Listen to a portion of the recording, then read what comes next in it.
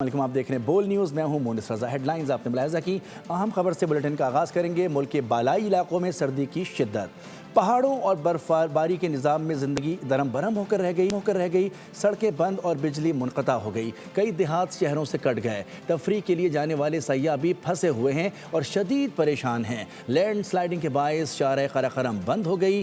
NDMA کی جانب سے آئندہ 2 روز تک متوقع بارش اور برف باری کے باعث لینڈ سلائڈنگ کا الرٹ جاری کر دیا گیا ہے۔ اس میں کہا گیا ہے کہ خیبر پختونخوا اور بلوچستان کے پہاڑی علاقوں میں ممکنہ لینڈ سلائڈنگ کا خطرہ ہے۔ مری، گلیات، استور، اسکردو، گلگت، ہنزا، غزر، شگر، باغ، مظفر آباد میں بھی لینڈ سلائڈنگ کا خدشہ ہے۔ برف باری کے بعد ایبٹ آباد اور گلیات میں بگڑے معاملات بن نہ پائے۔ 5 روز بعد بھی رابطہ سڑکیں بحال نہیں ہو سکیں۔ ایبٹ آباد کے درجنوں دیہات کا شہر سے رابطہ منقطع ہے، جس سے مقامی آبادی کو شدید مشکلات کا سامنا ہے۔ نتھیا گلی، ڈونگا گلی، چھانگلہ گلی، ایوبیہ اور ٹھنڈیانی 5 دن گزرنے کے باوجود بجلی کی فراہمی سے محروم ہیں اور ان علاقوں کی تمام سڑکیں بند ہیں۔ ان حالات میں نہ صرف مقامی افراد بلکہ سیاح بھی مشکلات کا شکار ہیں۔ بجلی اور رابطہ سڑکوں کی بندش نے لوگوں کی زندگیوں کو متاثر کر دیا ہے اور مقامی آبادی کو شدید پریشانی کا سامنا ہے۔ لینڈ سلائڈنگ کے باعث شہر قراقرم بند ہے۔ ادھر کوئٹہ میں برف باری، شہر نے سفید چادر اوڑھ دی، سردی کی شدت میں اضافہ ہو گیا۔ شہری بھی دل فریب موسم کا لطف لینے کے لیے گھروں سے نکل آئے۔ زیارت پشین، قلات، چمن، خانو زئی، کان مہتر زئی، مسلم باغ اور دیگر علاقوں میں بھی برف باری کا سلسلہ جاری ہے۔ سندھ کے مشہور تفریحی مقام گورکھ ہل اسٹیشن پر کئی سالوں بعد برف باری، دلکش مناظر، موسم شدید سرد ہو گیا۔ برف باری سے لطف اندوز ہونے کے لیے کراچی سمیت سندھ کے مختلف علاقوں سے سیاحوں کی بڑی تعداد گورکھ ہل اسٹیشن پہنچ گئی۔ سیاحوں کا کہنا ہے کہ گورکھ ہل اسٹیشن سندھ کا واحد تفریحی مقام ہے جہاں برف باری دیکھنے کا موقع ملتا ہے۔ ملک میں موسم کی شدت اپنے عروج پر ہے۔ بلوچستان، گلگت بلتستان، خیبر پختونخوا اور آزاد کشمیر کی پہاڑی علاقوں میں برف باری کا سلسلہ جاری ہے۔ اس کے ساتھ ساتھ ٹھنڈی ہوائیں اور سڑکوں پر تاحال جو ہے اس وجہ سے ٹریفک کی روانی بھی متاثر ہے۔ کولو میں بارشوں سے سیلابی صورتحال پیدا ہو گئی ہے۔ لہ میں درجہ حرارت -12 تک گر گیا ہے۔ ملک میں خون جما دینے والا موسم، استور میں درجہ حرارت -7 کو چھو گیا۔ راولہ کوٹ میں ٹیمپریچر -5 ریکارڈ کیا گیا۔ بلوچستان کے علاقے بارشوں سے متاثر ہیں۔ کلات میں 41، دالبندین میں 18، زیارت میں 17، پسنی میں 16 ملی میٹر بارش ریکارڈ ہوئی۔ کوہلو میں ندی نالوں میں سیلابی صورتحال ہے۔ مستونگ میں برف باری سے وسیع علاقہ ڈھک گیا۔ کوئٹہ، زیارت، چمن، کلات، قلعہ عبداللہ، گوادر میں مزید بارش کی پیش گوئی ہے۔ چترال، کوہستان، مالاکنڈ، مانسہرہ، کوہاٹ میں بھی بارش متوقع ہے۔ گلگت، استور، باغ، مظفر آباد اور نیلم میں بھی بارش اور بالائی علاقوں میں برف باری متوقع ہے۔ کراچی میں بھی سرد ہواؤں کا راج ہے۔ کم سے کم پارہ 11 ریکارڈ کیا گیا۔ مٹھی اور سکھر میں درجہ حرارت 3 جبکہ موہنجو دڑو لاڑکانہ میں 2 ریکارڈ کیا گیا۔ بلوچستان میں شدید برف باری اور انتہائی مشکل حالات کے باوجود پاک فوج کے جوان ریلوے ٹریکس اور مسافر ٹرینوں کی سیکیورٹی پر مامور ہیں۔ دہشت گردی کے خطرات اور سخت موسم کے دوہرے چیلنج کے باوجود فوجی جوان جعفر ایکسپریس اور بولان ایکسپریس کے مسافروں کی حفاظت کے لیے اپنی ڈیوٹیز مسلسل انجام دے رہے ہیں۔ جان کی پرواہ کیے بغیر ریلوے لائنوں کی نگرانی کرنے والے پاک فوج کے جوان عوام کے جان و مال کے تحفظ کی علامت اور قوم کا حقیقی فخر ہیں۔ کرکٹ کا ذکر کریں گے۔ چیئرمین PCB محسن نقوی نے کہا ہے کہ T20 ورلڈ کپ میں شرکت کا فیصلہ جمعے یا پیر تک ہوگا۔ وزیر اعظم شہباز شریف سے طویل ملاقات کے بعد محسن نقوی نے سوشل میڈیا پر دیے گئے بیان میں کہا کہ وزیر اعظم نے تمام آپشنز کو مد نظر رکھ کر معاملہ سلجھانے کی ہدایت دی، ساتھ ہی تمام آپشنز کھلے رکھنے پر اتفاق کیا گیا۔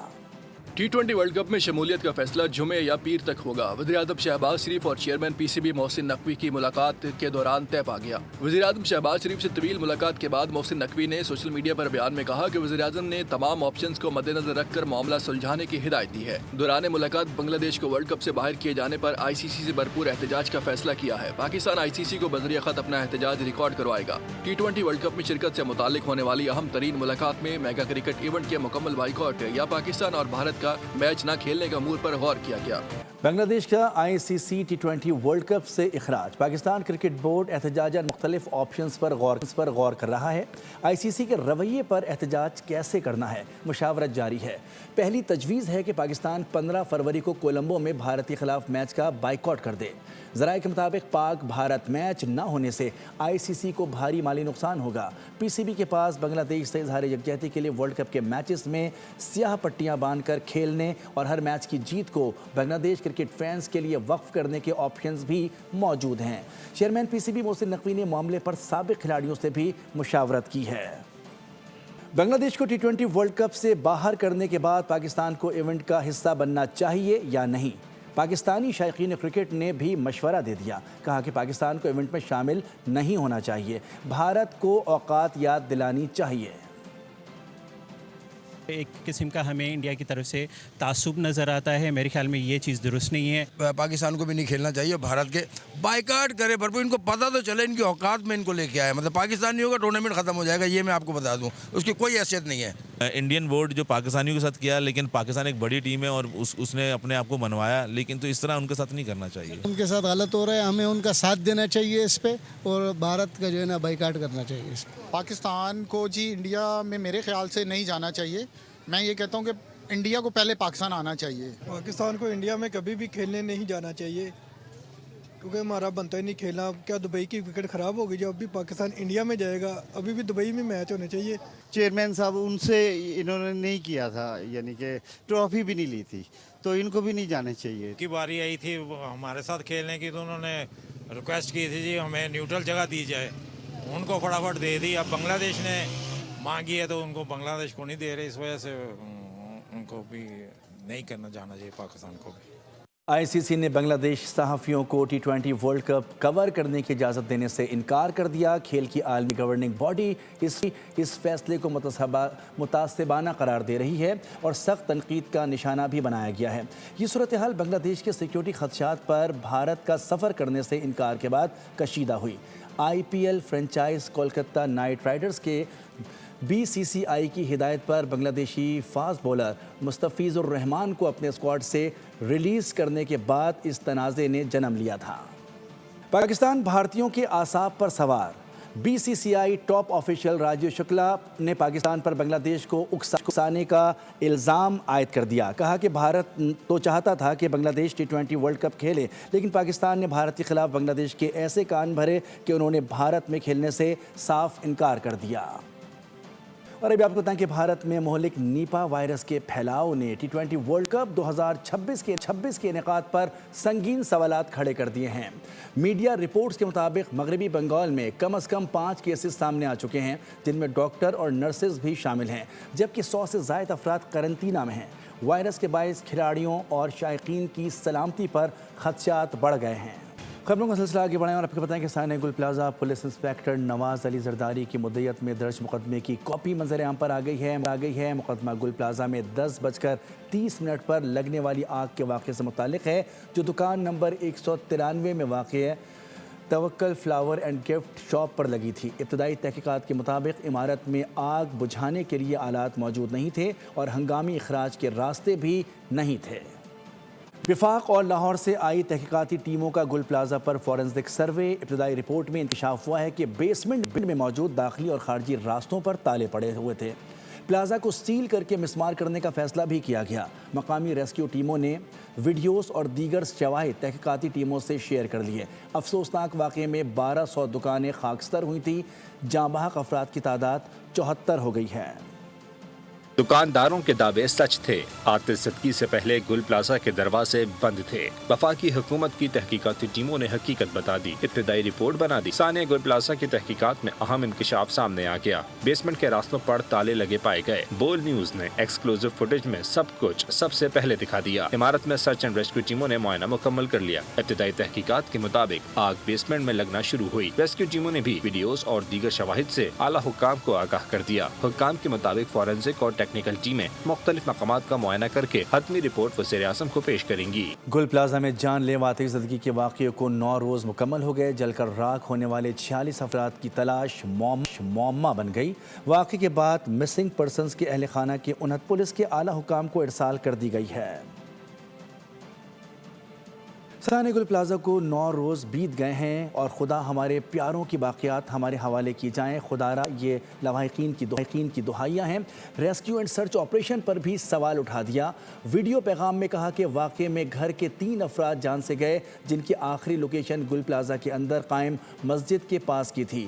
اپیل کی کہ پیاروں کی لاشیں ملنے تک اور ڈی این اے کے رپورٹ آنے تک پلازا کو مسمار نہ کیا جائے۔ گل پلازا کے اندر میرے خاندان کے 3 افراد شہید ہوئے ہیں جو شاپنگ کے لیے گئے تھے۔ اس میں ایک میری بیوی ہے، ایک میری بہو ہے اور ایک میری سالی ہے، اور ان کا سٹاپ لوکیشن تک میں نے یہاں بتایا ہے کہ بھئی ہمارا جس موبائل پہ ہمارا رابطہ تھا ان کے ساتھ، اس کی سٹاپ لوکیشن جو ہے نا وہ اس بلڈنگ کے اندر مسجد کے آس پاس آ رہی تھی۔ میری یہ اپیل ہے کہ جو بھی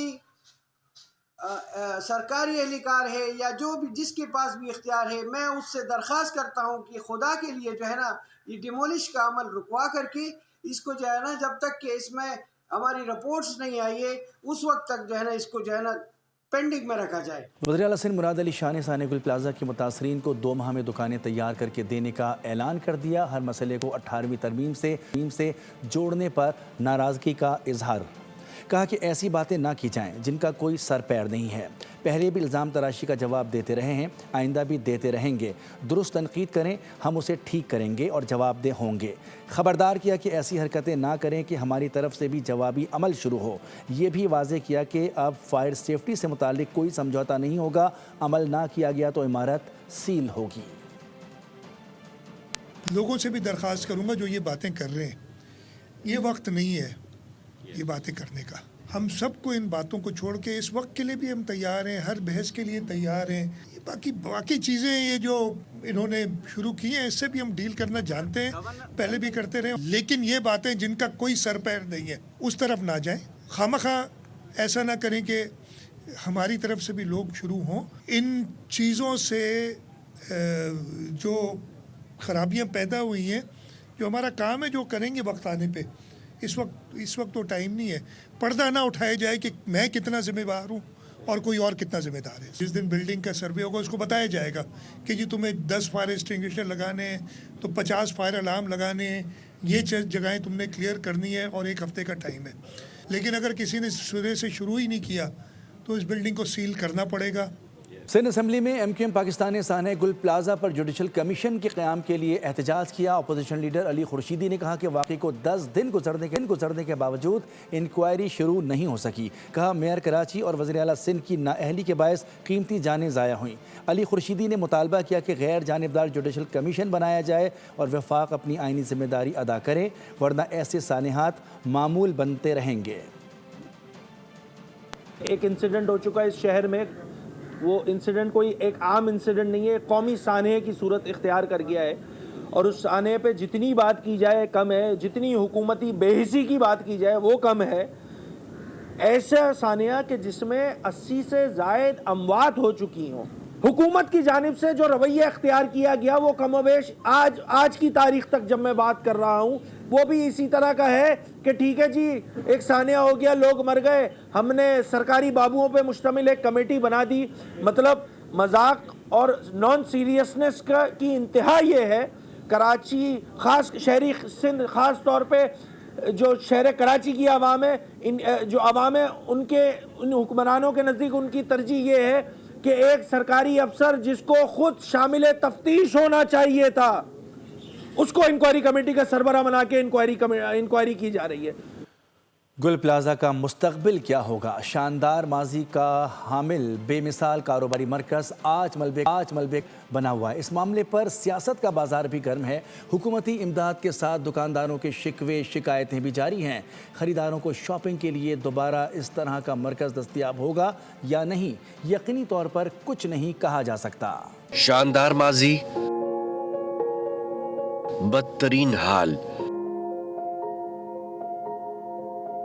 گل پلازا کا مستقبل کیا ہوگا؟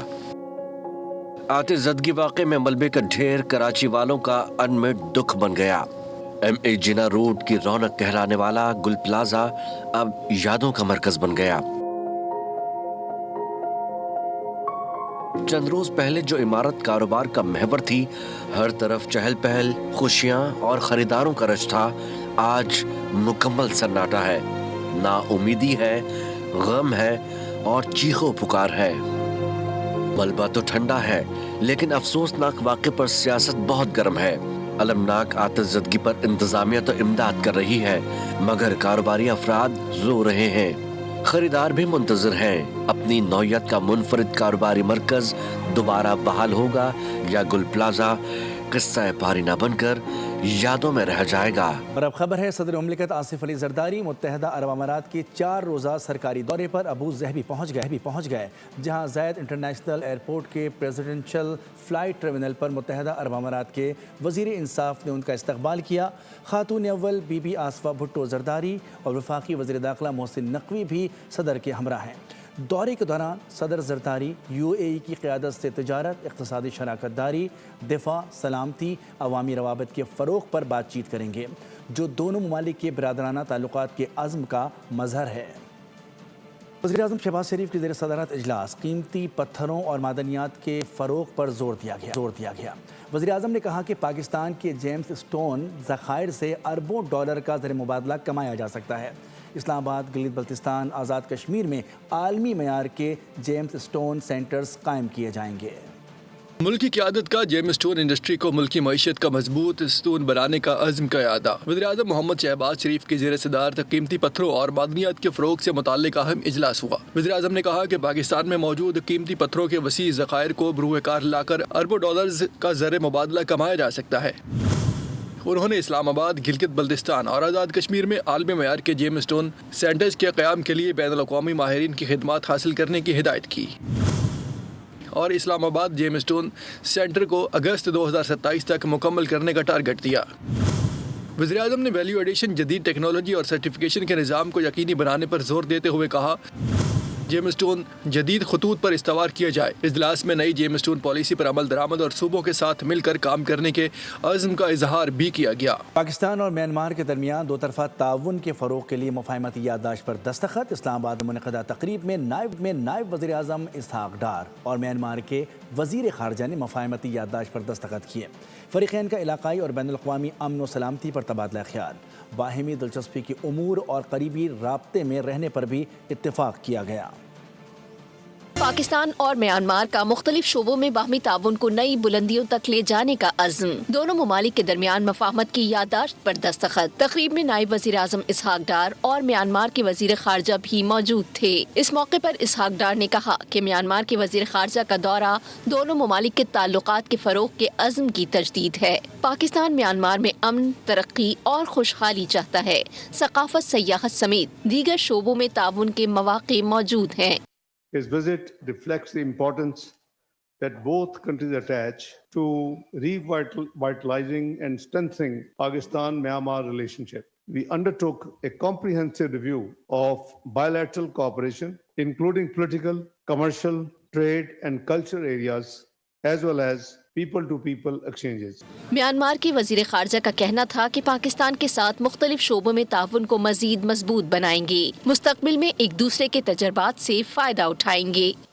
وزیر اعلیٰ پنجاب کی زیر صدارت رمضان کی تیاریوں اور عوامی ریلیف کے حوالے سے اہم اجلاس ہوا، جس میں CM راشن کارڈ، نگہبان دسترخوان، سہولت بازار اور دیگر انتظامی امور کی منظوری دی گئی۔ وزیر اعلیٰ مریم نواز کی ہدایت پر نادرہ رمضان المبارک شروع ہونے سے قبل ہی نادار افراد کے لیے پنجاب میں 1 کروڑ افراد کے لیے 47 ارب روپے کا بڑا ریلیف پیکج تیار کیا گیا ہے۔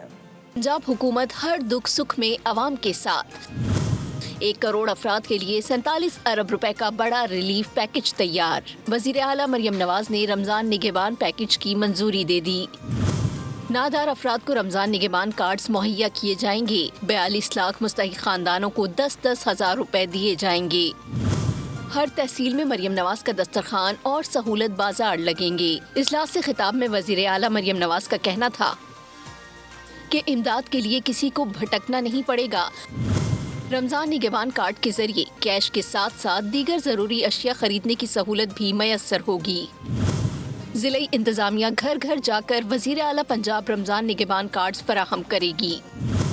निगहबान कार्ड के जरिए बैंक ऑफ पंजाब के ब्रांचलेस बैंकिंग एजेंट्स और वन लिंक नेटवर्क के ATM से भी कैश हासिल किया जा सकेगा, जबकि बैंक ऑफ पंजाब के मुकर्ररा दुकानदारों से रमजान निगहबान कैश के जरिए खरीदारी भी मुमकिन होगी। 8 फरवरी को जिन्होंने हमारे मैंडेट पर डाका डाला, उनको याद दिलाएंगे कि इस मुल्क में जमहूरियत को कायम रखना है तो कौम 8 फरवरी को बाहर निकले। जनरल सेक्रेटरी पाकिस्तान तहरीक इंसाफ सलमान अकरम राजा की मीडिया से गुफ्तगू, कहा कि पंजाब असेंबली में पार्लिमानी पार्टी का इजलास हुआ है, इंतहाई खुशगवार और अहम मीटिंग हुई है। मनसूबा साज कहते हैं कि जो वो 1024 में हुआ वही 2029 में भी होगा। 3 साल से मईशत की बेहतरी का झूठ बोला जा रहा है, सनतें बंद हो रही हैं, लोग बेरोजगार हो रहे हैं। हर शहरी को ये कह रहे हैं कि जंग आपको हमारे साथ लड़नी है, हम जरूर बाहर आएंगे। ये जो आज से 8 फरवरी तक का अरसा है, इसमें हम हर फर्द को ये कहते हैं, हर छोटे बड़े को, बीबी को, कि निकलो बाहर। जो मंसूबा साज हैं वो कहते हैं इंतजार करो, 2029 में ऐसा ही इलेक्शन हम कराएंगे। हमें बिल्कुल ये कबूल नहीं है। हम अवाम के वोट के मुतकाजी हैं, अवाम के वोट से हम आएंगे, अवाम हमारे साथ खड़ी है। ये बात हम नहीं करेंगे कि कैसे मट्टी डालनी है 8 फरवरी 2024 के डाके पर। टेबल पे तब बैठा जाता है जब कोई बात उसूल की हो। अगर टेबल पे बिठाने का मकसद सिर्फ ये है कि भूल जाओ 2024 को, भूल जाओ 8 फरवरी 2024 को और हमसे मिन्नत करो 2029 की। गवर्नर KP फैसल करीम कुंडी ने वादी तीरा से मुताल्लिक वज़ीर आला सुहेल आफरीदी के बयान पर शदीद तनकीद की है। एक्स पर लिखा कि एक पुरअमन सूबा 2013 में सूबाई हुकूमत के हवाले किया गया था, जो आज दोबारा दहशतगर्दी की लपेट में है। इस सूरत हाल की जिम्मेदारी सूबाई क़यादत के सिवा किसी पर आयद नहीं होती। अगर सूबे का चीफ एग्जीक्यूटिव बगैर हुकूमती मंजूरी के इंटेलिजेंस बेस्ड ऑपरेशंस और अपनी लाइल्मी का दावा करे तो ये नाअहली नहीं बल्कि गवर्नर्स की नाकामी का एतराफ़ है। तीरा और कुर्रम के अवाम को तकारीर नहीं बल्कि वाज़ेह क़यादत चाहिए। सूद 10.5% बरकरार रहेगी। जून में महंगाई 7% से ऊपर जाने का इम्कान है। स्टेट बैंक ने मॉनेटरी पॉलिसी का ऐलान कर दिया। ज़र मुबादला के ज़खायर में बेहतरी आ रही है, बैरूनी खातों पर दबाव मौजूद है। पाकिस्तान स्टॉक एक्सचेंज में मुस्बत कारोबारी इख्तिताम पर मनफी हो गया। 100 इंडेक्स में 579 पॉइंट्स की कमी हो गई। दूसरी तरफ सोने की कीमत नई बुलंदियों को छू गई। 11,000 का जंप लगा फी तोला। स्टॉक एक्सचेंज नए रिकॉर्ड्स बनाने के बाद मंदी पर बंद। 100 इंडेक्स में 579 पॉइंट्स की कमी हुई। 100 इंडेक्स 1,88,587 पॉइंट्स पर बंद हुआ। 143 कंपनीज के हिस्सेस की कीमतों में इजाफा और 298 कंपनीज के हिस्सेस में कमी हुई। सोने की कीमत अपने उरूज पर है।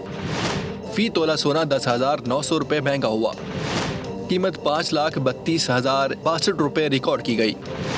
10 ग्राम सोना 9,345 रुपये महंगा हुआ। कीमत 4,56,157 रुपये हो गई। आलमी गोल्ड मार्केट में सोना $109 महंगा हुआ। फी औंस सोना $5,097 का हो गया। फी तोला चांदी 627 रुपये के इजाफे से 11,428 रुपये की हो गई। सब्सक्राइब करें और बेल दबाएं ताकि कोई खबर रह न जाए।